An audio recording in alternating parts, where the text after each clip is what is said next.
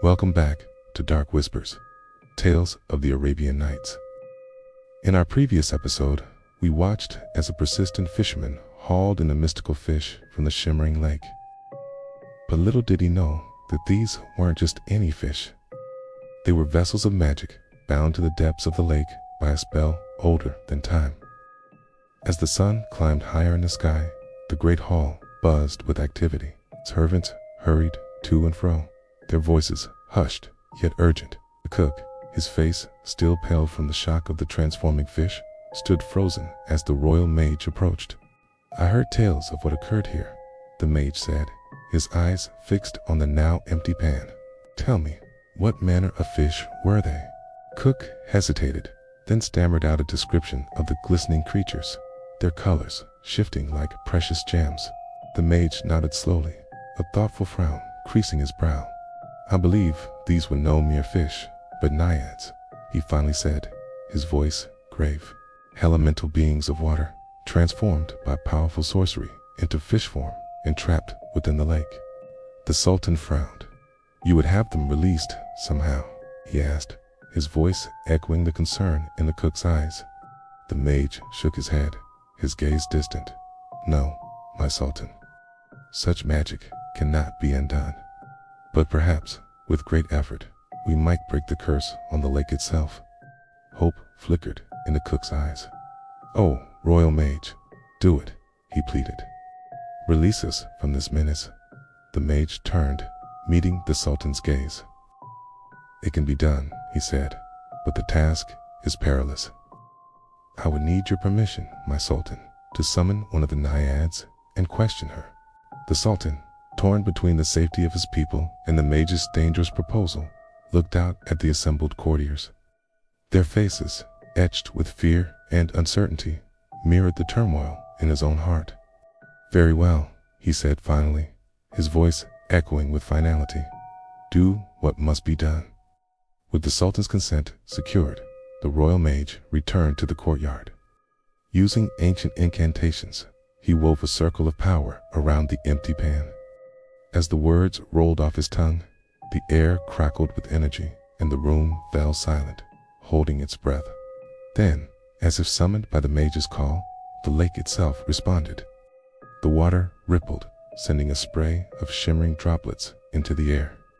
Slowly, majestically, one of the naiads emerged, her form solidifying before their awestruck eyes. She stood before them, regal yet troubled, her features as lovely and haunting as the moonlit night. The Sultan, captivated by her otherworldly grace, found himself entranced. The mage, recovering from his astonishment, stepped forward. "Greetings, naiad," he began, his voice resonant with power. "I come bearing the request of Sultan Scheherazade. He wishes to know why his kingdom has been afflicted by the curse of the enchanted lake." The naiad looked down at her clasped hands, her movements as graceful as the flowing water she embodied. "The curse," she whispered, her voice like the tinkling of 1,000 tiny bells, "was cast long ago by a heartbroken sorceress. In her anguish, she doomed this land, binding my kind to serve as her prison and her power." The mage pressed gently, sensing the naiad's reluctance. "Will you tell us who this sorceress was, and can the curse be lifted?" The naiad hesitated, then slowly raised her head. "The sorceress," she began, her eyes distant as if peering into the murky depths of ages past, "was Selene, daughter of the Moon King. In ages long gone, she loved a mortal prince, but their love was forbidden. When her lover turned away from her, broken-hearted, she fled to this very lake and unleashed her magic, cursing it and its inhabitants, vowing to hold them hostage until her pain abated." The mage nodded, absorbing this tale of lost love and bitter betrayal. "And can this curse be lifted?" asked, hoping against hope for a positive answer. The naiad shook her head sadly. "Only she who cast a curse can break it," she said softly. "Selene is gone, vanished without a trace." As the naiad finished her tale, the mage felt a surge of determination mixed with sympathy. To lift the curse, they needed to find Selene, the sorceress of the lake, but where to start their search? Just then, the Sultan leaned forward, his eyes gleaming with an idea. The Naiad mentioned only that Selen was the daughter of the Moon King. He mused aloud. Perhaps we know not who she truly is, nor where her loyalties may lie. The mage looked up, surprised. What do you mean, my Sultan? The Sultan smiled enigmatically. There is one in the kingdom who claims to be descended from the Moon King, he said cryptically. One whose motives and loyalties are often questioned, yet whose knowledge of forgotten lore is unmatched. If anyone can help us, it is she. The mage and the Sultan shared a knowing glance. They both knew whom the Sultan meant, the enigmatic lady of the lake, a figure shrouded in mystery and rumor. The discussion continued.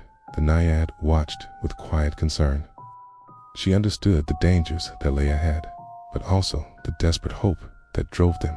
With a heavy heart, she knew that their quest would lead them into the very lair of her mistress, the sorceress, Selene. Yet, as the sun dipped below the horizon, painting the sky in hues of orange and purple, the mage made his decision.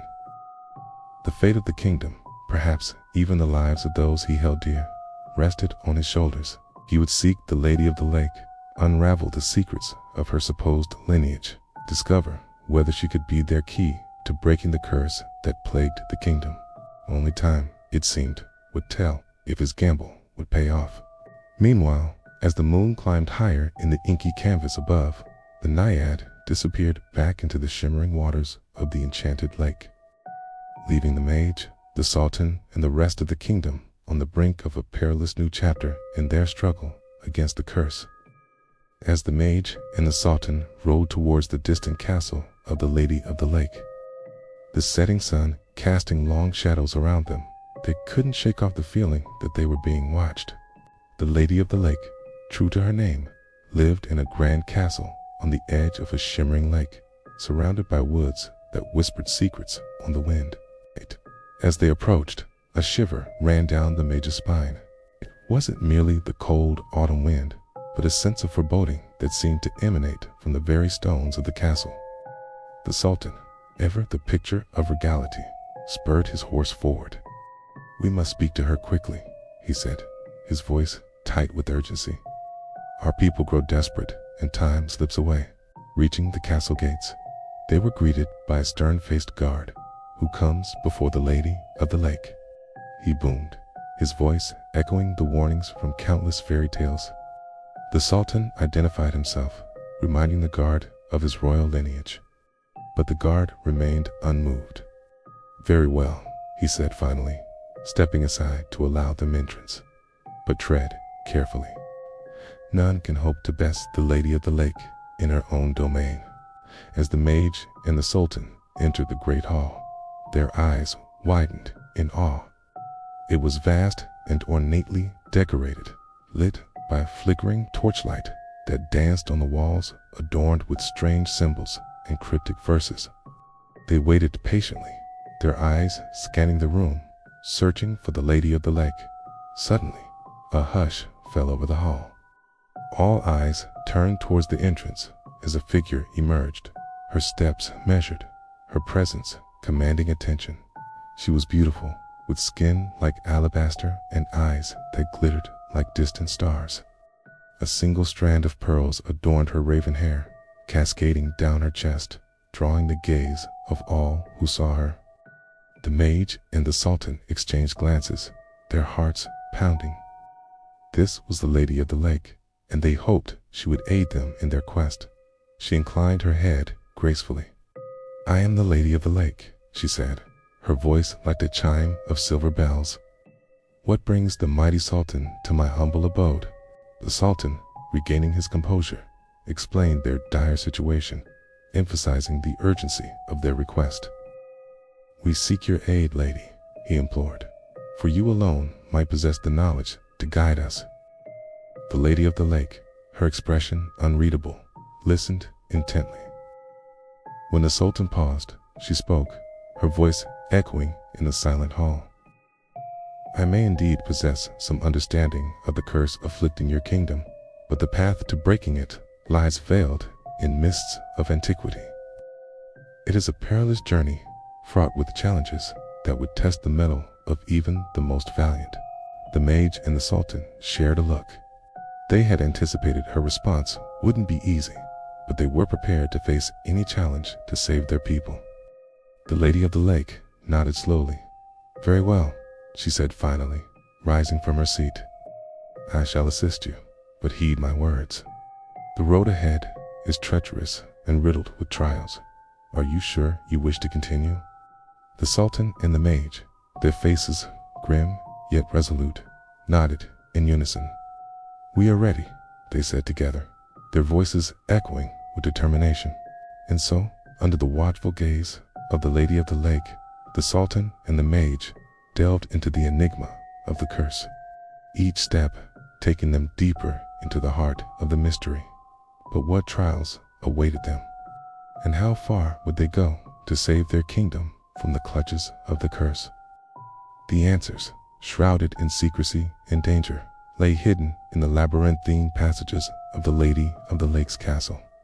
And Scheherazade, her voice weaving magic like moonlight on water, leaned closer to the king, whispering, "Will the sultan and the mage find the answers they seek within the Lady of the Lake's domain? Will they survive the trials that await them? Or will the curse tighten its grip on the kingdom?" Let's find out tomorrow night as Dark Whispers continues its tale. Don't forget to subscribe so you won't miss a single moment of the unfolding drama.